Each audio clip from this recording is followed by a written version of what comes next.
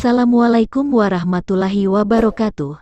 Sahabat Batuta JA yang mulia, untuk selalu mendapatkan informasi-informasi terkait kisah para nabi, para wali, para sahabat, tabiut tabiin dan kisah-kisah lainnya tentang ketokohan dan keilmuan, silahkan simak video-video ini sampai akhir. Semoga Allah memberikan kita pengetahuan yang luas, amin. Legenda Nabi Khidir amatlah masyhur. Musa Kazim, mengutip dari tafsir Al-Mizan karya Allamah Hussein Tabatabai menyatakan, salah satu tanda kenabian atau mukjizat Khidir ialah setiap kali ia duduk di atas kayu ataupun tanah gersang, maka berubahlah tempat yang didudukinya menjadi hijau. Itulah alasan mengapa dia dipanggil dengan sebutan Khidir atau yang hijau. Jalaluddin As-Suyuti dalam tafsir Ad-Dur al-Mansur menukil hadis yang diriwayatkan oleh Ibn Abbas sebagai berikut, sesungguhnya Khidir disebut Khidir lantaran setiap dia sholat di atas hamparan kulit putih, maka hamparan itu tiba-tiba berubah menjadi hijau. Menariknya lagi, sosok yang dikenal sebagai Khidir ini ternyata memiliki ilmu lebih tinggi daripada Nabi Musa AS. Allah Subhanahu wa Ta'ala berfirman, Musa berkata kepadanya, bolehkah aku mengikutimu supaya kamu mengajarkan kepadaku ilmu yang benar di antara ilmu-ilmu yang telah diajarkan kepadamu? Dia menjawab, sesungguhnya kamu sekali-kali tidak akan sanggup sabar bersamaku. Dan bagaimana kamu dapat sabar atas sesuatu yang kamu belum mempunyai pengetahuan yang cukup tentang hal itu? Musa berkata, insya Allah kamu akan mendapati aku sebagai orang yang sabar, dan aku tidak akan menentangmu dalam sesuatu urusan pun. Dia berkata, jika kamu mengikutiku, maka janganlah kamu menanyakan kepadaku tentang sesuatu pun, sampai aku sendiri menerangkannya kepadamu. Quran Surah Al-Kahfi ayat 66 sampai dengan 70. Dalam ayat ini tidak disebutkan dengan siapa Nabi Musa berdialog. Namun para ulama sepakat yang dimaksud adalah Khidir. M. Quraisy Shihab dalam tafsir Al-Misbah pesan, kesan dan keserasian Al-Quran, mengatakan meski dengan rincian pendapat yang bermacam-macam, tapi nama Khidir selalu muncul dalam banyak buku tafsir.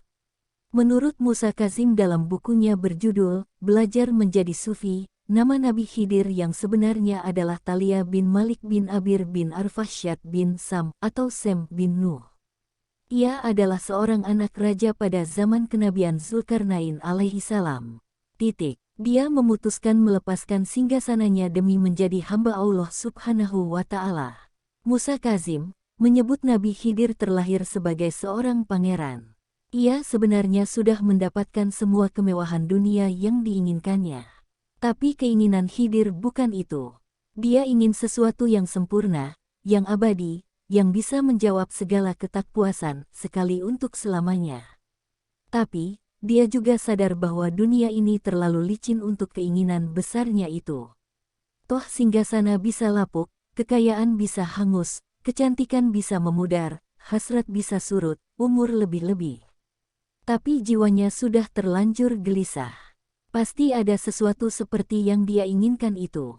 Pasti ada dan dia harus menemukannya sebelum usianya habis. Dia kemudian meneruskan pencariannya. Dia mencari dan terus mencari.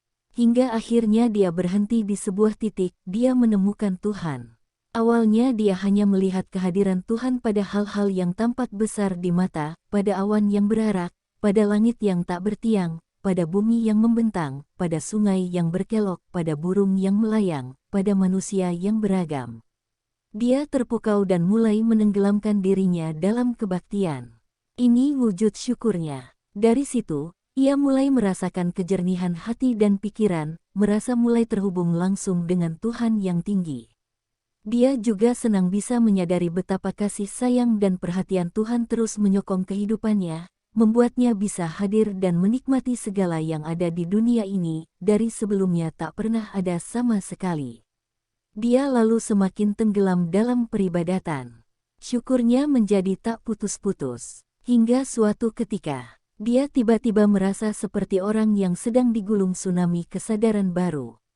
Dia mendadak bisa merasakan bahwa dunia yang sedang dia pijak, dunia yang berputar, dunia tempat miliaran orang bergerak ke sana kemari, dunia yang menampung segala keragaman dan tingkah penghuninya, hanyalah sebuah mimpi. Ya, mimpi, ilusi. Semua ini di matanya hanyalah mimpi. Mimpi yang terlihat nyata pada mereka yang nuraninya tertidur pulas. Dalam kesadaran barunya itu, yang dia saksikan hanyalah Tuhan.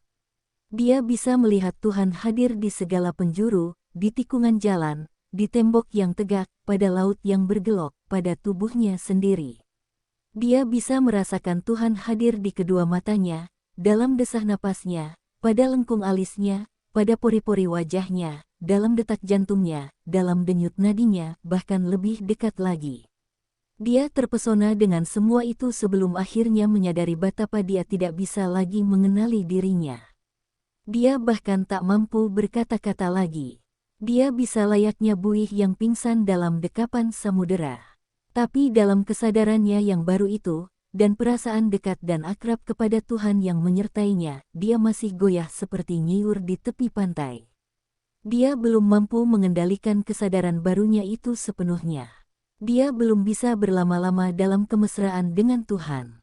Belakangan, dia menyadari kalau ternyata dunia dan alam kesadaran baru yang hadir dalam jiwanya adalah perempuan yang dimadu. Perhatian kepada yang satu menimbulkan iri kepada yang lain.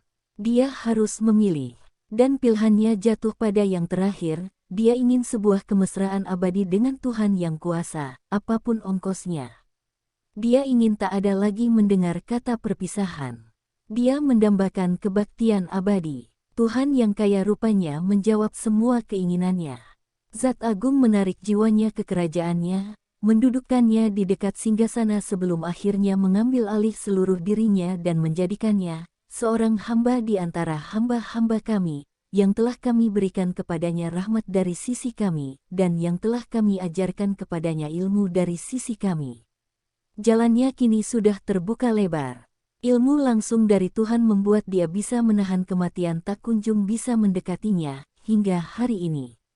Ilmu juga yang membuat dia bisa membawa napas kehidupan kemanapun kakinya melangkah, hingga detik ini. Terima kasih telah menonton video ini sampai habis. Assalamualaikum warahmatullahi wabarakatuh.